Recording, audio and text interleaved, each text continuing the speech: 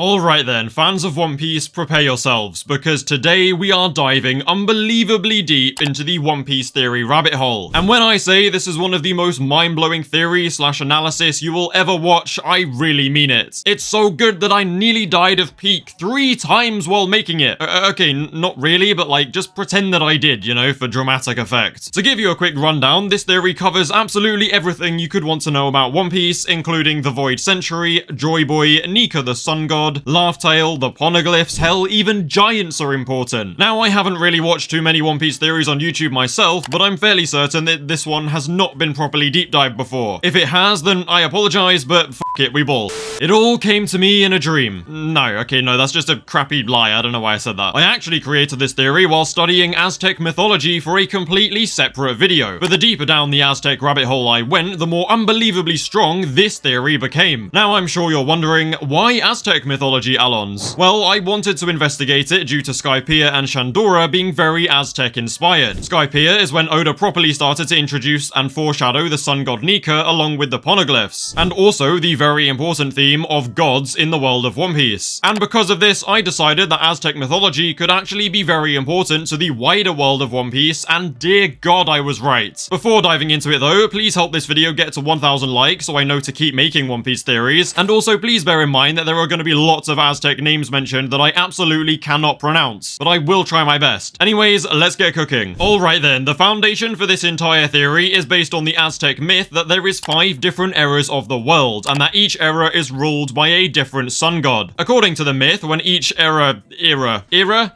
Oh, whatever.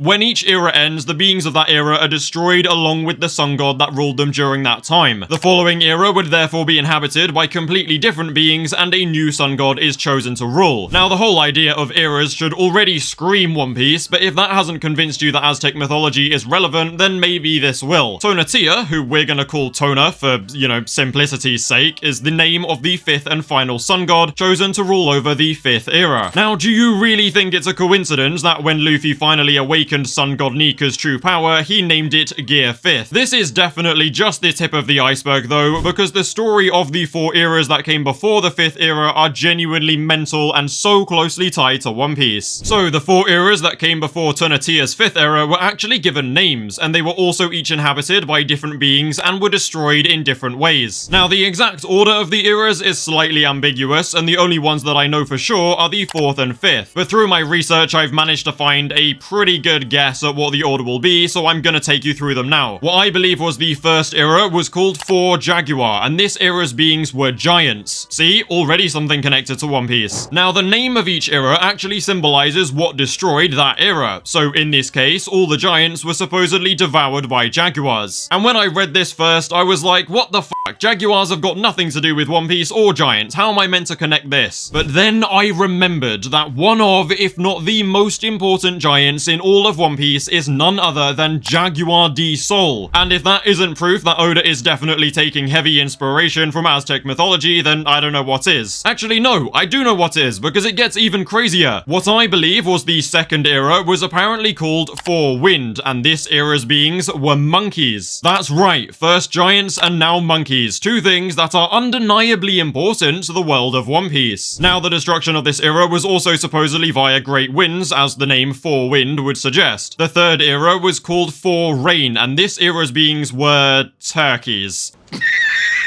Okay, I'm not even gonna try and draw a connection between turkeys and One Piece, but I guess you can't win them all, right? Now, the destruction of this era was actually not via normal rain. The mythology states that it was actually fiery rain. Fiery rain, eh? Very suspicious.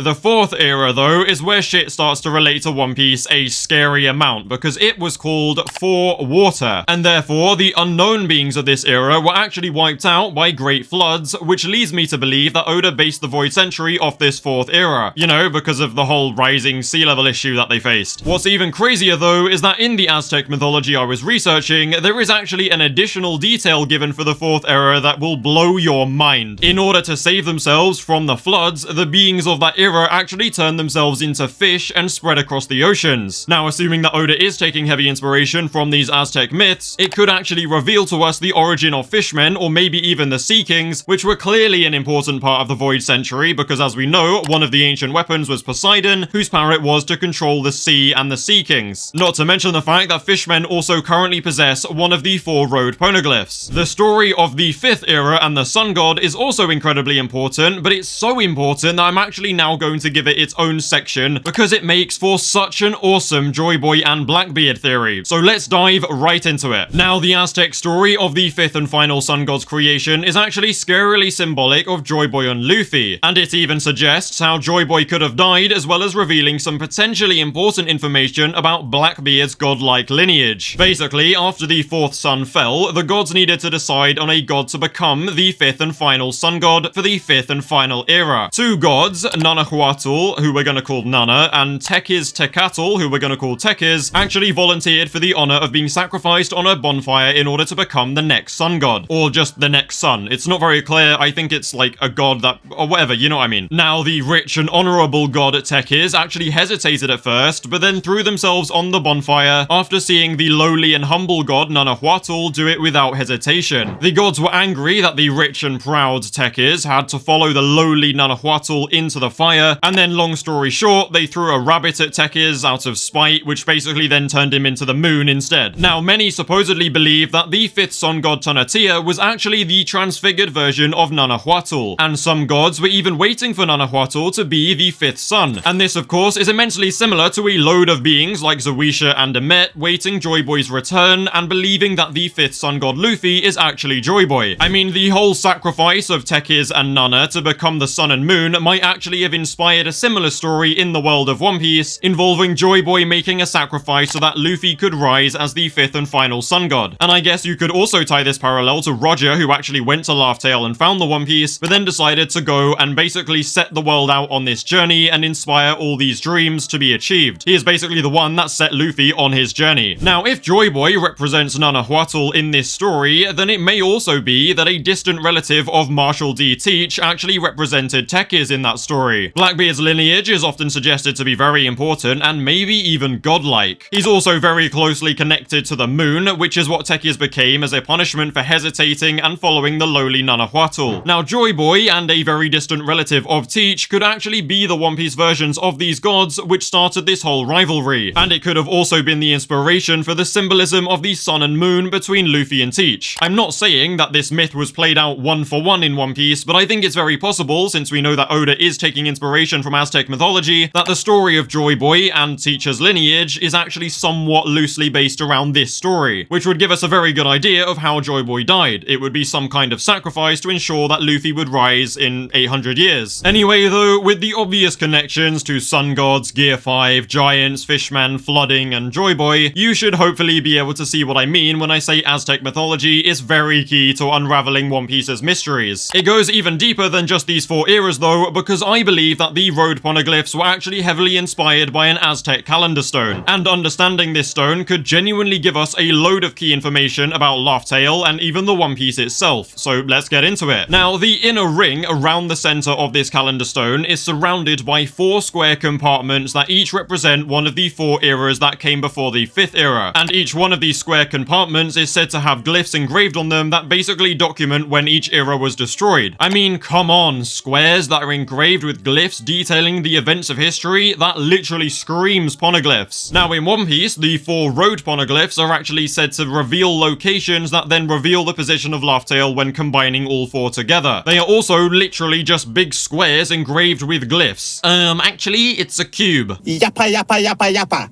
Shut it, please. So surely by looking at what the 4 compartments on the calendar stone are surrounding, we should be able to reverse engineer the problem and then discover the secrets of Laughtale, Joyboy, and the One Piece. Well, the inner ring of the stone, which the compartments surround, is actually a documentation of the 5th and final era, known as 4 movement, and it is believed that the destruction of this era will be caused by earthquakes. Now, pay real close attention to the shape that this forms. 4 compartments, all surrounding the 5th compartment in the middle. I have definitely definitely seen that shape before, I'm just saying. Now, based on how the road poneglyphs are said to work in One Piece, the thing right at the center of these 4 compartments on the stone should actually represent Laughtale and the One Piece itself, which is what I'm gonna reveal to you guys now. In the very center of this Aztec calendar stone, surrounded by the compartments documenting the 5 eras, which I believe to be the road poneglyphs in One Piece, lies the face of the monster known as Tlautecutli, but we're gonna call them Teku for simplicity's sake. Now, in Aztec mythology, it's said that Teku's dismembered body was actually the basis of the world in the 5th and final era, and the story behind this is very interesting. In one of the story of the 5th era's creation, Teku is described as a sea monster that dwelled in the ocean after the 4th era's great flooding. One day, 2 gods descended from the heavens and decided that the 5th era could not prosper while this monster was roaming the world, so they decided to slay it. One of the gods, Tezcatlipoca, who we're obviously gonna call Poker because f*** off am I saying that name every time, actually used his foot as bait, and then a battle pursued which led to Teku losing her lower jaw, meaning that she could no longer sink beneath the surface of the water, for some reason that I don't really understand. Eventually, the gods managed to rip her body in 2 and then form the new world of the 5th era from her dismembered body parts. Her upper half became the sky and her lower half became the earth, and she remained alive and demanded human sacrifice as repayment. Now, this whole split in 2 and human sacrifice thing actually made me think a lot of God Valley, due to the mountain which is split in 2, and the fact that it is used by the celestial dragons to hunt people. But that doesn't really help me explain anything about Laughtale, so forget it, I guess. Now, I think it's possible that one of these gods actually represent Joyboy, and this battle may have actually occurred in some way due to the whole thing about sacrificing a leg. As pointed out by Grand Line Review, in the recent Joyboy flashback, his silhouette shows that one of his legs looks strangely skinny, as if it was a classic pirate peg leg that he got after losing a leg in a version of this battle. Due to Teku's face being the center of the calendar stone, it may actually be that Laughtale is literally an island made of the face of this monster, or the island simply holds the entire story of what actually happened in the One Piece world on its poneglyph. And then there is the whole human sacrifice bit. It's actually said that even after being dismembered and turned into the land of the 5th era, Teku actually remained alive and conscious. She supposedly then demanded human hearts to devour, or else she would cease her nourishment and the Earth's crops would surely die. My current, and I admit very sloppy theory, is that Oda took inspiration from this but actually twisted the meaning of sacrificing human hearts. Instead of literal physical hearts, she can maybe be fed with the metaphorical hearts of people, meaning their dreams and ambitions, which are obviously a very key theme in One Piece. Roger likely understood this and therefore made his last action one of inspiring the world to then chase their dreams. Now, the idea that the 5th era's destruction will supposedly be via earthquakes could literally be a result of this force not being satisfied with the lack of sacrifices or dreams, and therefore only people like Luffy and Kobe can satisfy them and save everyone. And yes, I will admit that the actual conclusion I'm trying to draw here is very messy and almost definitely not true, and in reality you can use this information to draw any number of conclusions. But the general point is that Oda is very clearly been drawing on Aztec mythology up until this point, so I don't really see why it would be any different when we finally get to exploring Laughtale and the One Piece, which should be represented via the center of that Aztec mythology calendar stone. So my general prediction is that Laughtale, Joyboy, the Void Century, and the One Piece will be strongly inspired by the story of Teku, whose face lies in the center of the Aztec calendar stone. Now, because I have literally just finished reading One Piece a few weeks ago, and this is my first theory, I am struggling to actually find the possible conclusion to this myself, but I think I'll just let the comments do their work and you guys can tell me what you think. But yeah, I do admit that this video was more of a very deep-dived analysis than a theory, since my lack of experience with One Piece made me struggle to draw conclusions myself. I am very sorry if it was a bit disjointed or hard to follow at times, but I hope my overall point of Aztec mythology being key to unraveling One Piece's mysteries was made very apparent at the very least. Now, if you guys come up with your own conclusions based off this information, like I said, please do share them in the comments below. As always, don't forget to like and subscribe if you want to see more One Piece videos. Feel free to join the Discord and follow me on Twitter, links below. Thank you guys for watching, and I will catch you in a bit.